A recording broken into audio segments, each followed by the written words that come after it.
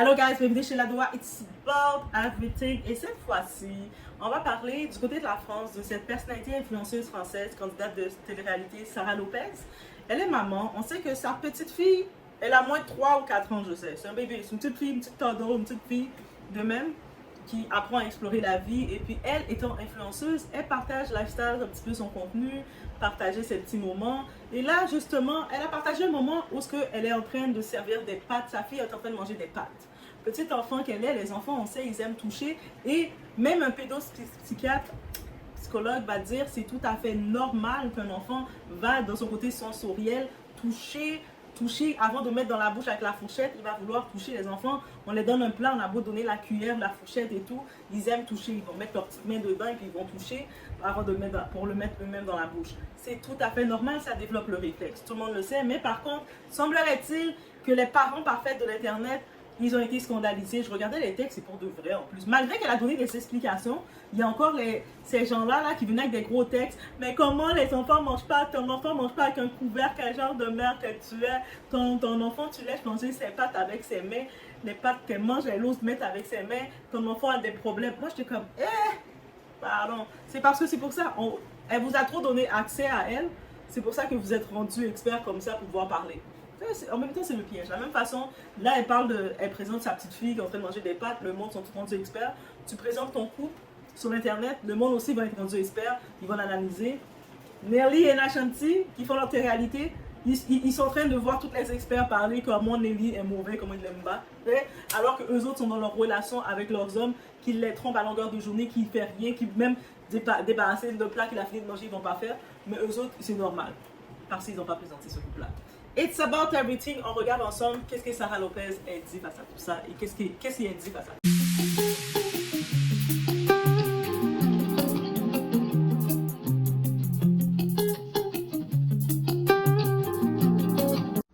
Non mais est-ce que vous vous rendez compte que là, il y a carrément un débat sous la publication d'Alia qui mange des pâtes comme ça, à parler d'éducation, pas éducation. Et il y a carrément un débat. Est-ce que vous vous rendez compte? Non mais ma fille, ouais, elle mange des pâtes sans couvert. Ouais, elle mange des pâtes comme ça. Elle a 2 ans. Elle a pas 12 ans en fait.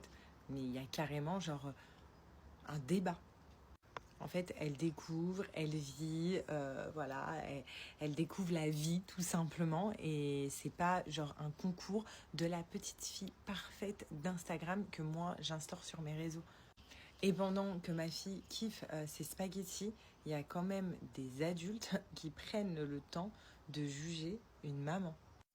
Parce que ma fille n'a pas de fourchette. Mais est-ce que vous étiez parfait à 2 ans?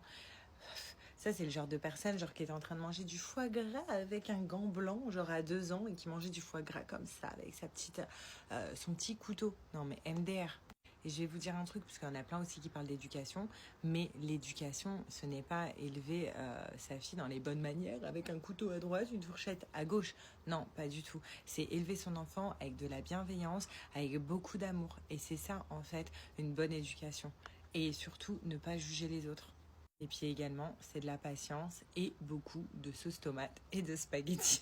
Et franchement, si le pire dans la vie, c'est une enfant de 2 ans qui mange des spaghettis avec ses doigts et non pas avec une fourchette, c'est que vraiment le monde ne va pas si mal. C'est juste d'imaginer que Sarah, elle a dû revenir pour expliquer parce qu'elle recevait vraiment des messages. Et même dans cette vidéo, il y avait encore des gros messages des gens bornés qui continuaient de dire « T'éduques mal ta fille, t'es trop laxiste, comment tu oses laisser ta fille manger avec ses mains, hein? Les mains de ta fille servent à quoi? Pourquoi elle ose mettre les pâtes, prendre ses mains pour manger les pâtes? Et c'est quel genre de mère que tu es? » C'est le drame limite. Et puis là, il faut vraiment venir les pendules sur les i parce que des fois, quand nous, on s'expose, on se met devant la caméra, que ce soit pour parler ou pas, il y a toujours des gens de partout, eux autres, ils ont le temps de calculer. Surtout moi, ce qui m'énerve des fois de certaines personnes, tu viens avec un sujet, ils vont détourner ton sujet, ils vont même pas parler de ton sujet, ils vont parler de quelque chose de par rapport. Ah, il y a ça. Mais toi, t'es comme, qu'est-ce que tu veux que je te réponde? T'as même pas, au moins, parle un peu du sujet et parenthèse, tu peux venir sur l'autre point que tu as envie de parler. Mais non. Mais c'est comme ça qu'ils sont. j'imagine que c'est leur trouble d'inattention aussi qui prend part. Mais là, c'est comme, ok, elle est influenceuse, elle a présenté un petit moment de sa vie, même pas de sa vie, un petit moment de sa journée, que sa petite est en train de manger des pâtes et sa petite est toute contente de manger avec ses mains, de salir un petit peu partout. Le monde sont déjà en train de dire c'est une mauvaise mère, c'est une ci, c'est une ça.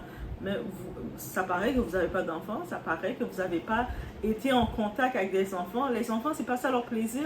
Tu as beau préparer le petit plat de l'enfant, déjà tu mets les ingrédients à certains. Quand ils sont très jeunes, ils doivent manger les plats séparés et puis les autres ils mélangent par eux-mêmes.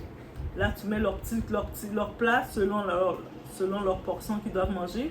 Et l'enfant, il va manger avec la cuillère, mais souvent, il va prendre un plaisir de se rendre compte qu'avec ses mains, il peut manger, puis il va le faire et c'est drôle. Mais les gens, ils veulent tellement se montrer connaisseurs que c'est rendu n'importe quoi.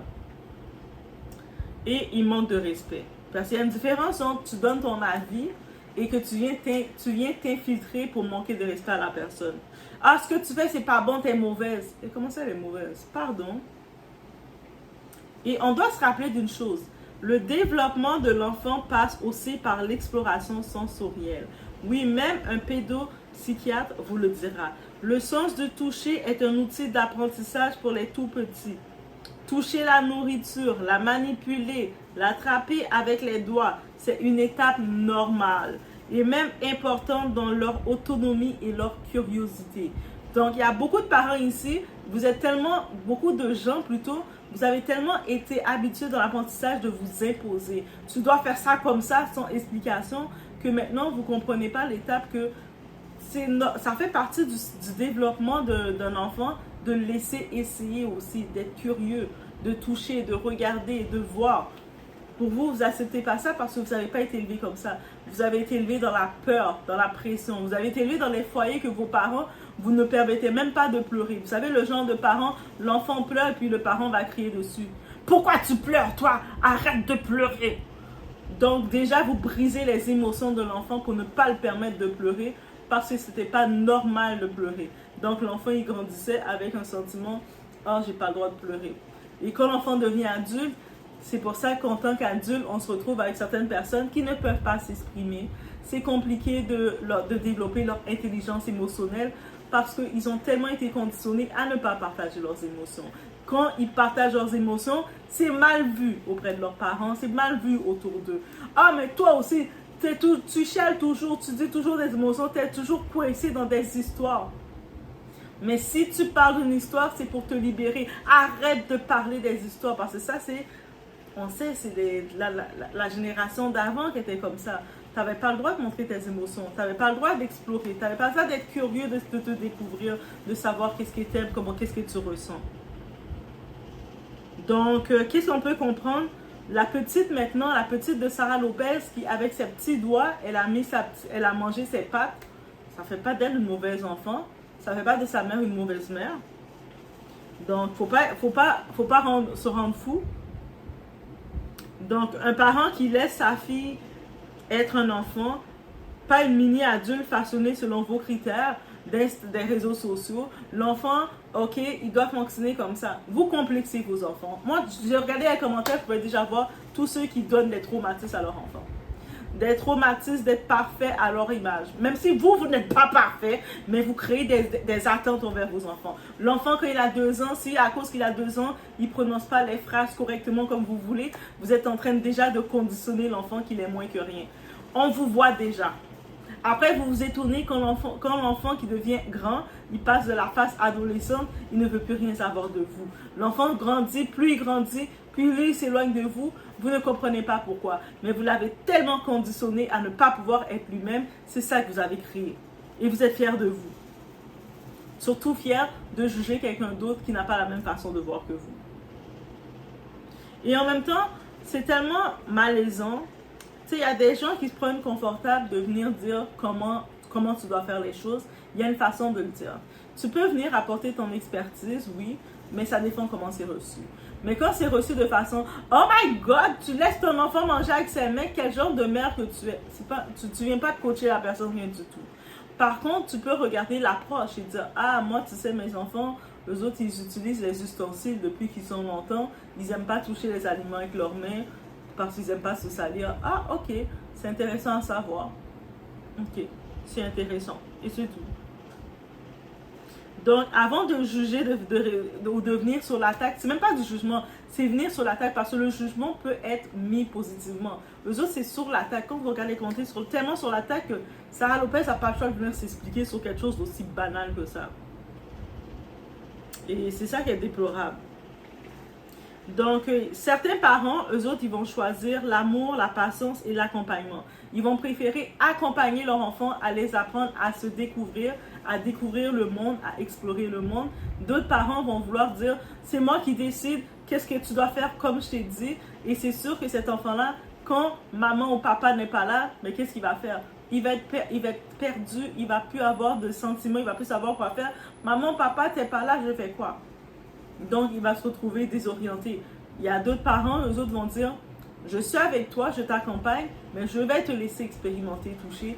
Comme ça, si je suis pas là, mais tu vas savoir que je t'accompagne toujours. Il y a deux différences, deux façons différentes de voir les choses. Chacun a son école, on ne dit pas l'une est meilleure que l'autre, mais chacun a sa façon de voir selon sa personnalité.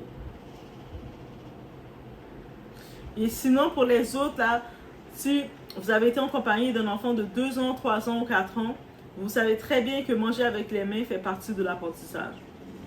Alors, comme tous les combats de comment elle fait manger, l'enfant n'a pas ses ustensiles. On parle d'un bébé qui a moins de 4 ans, là.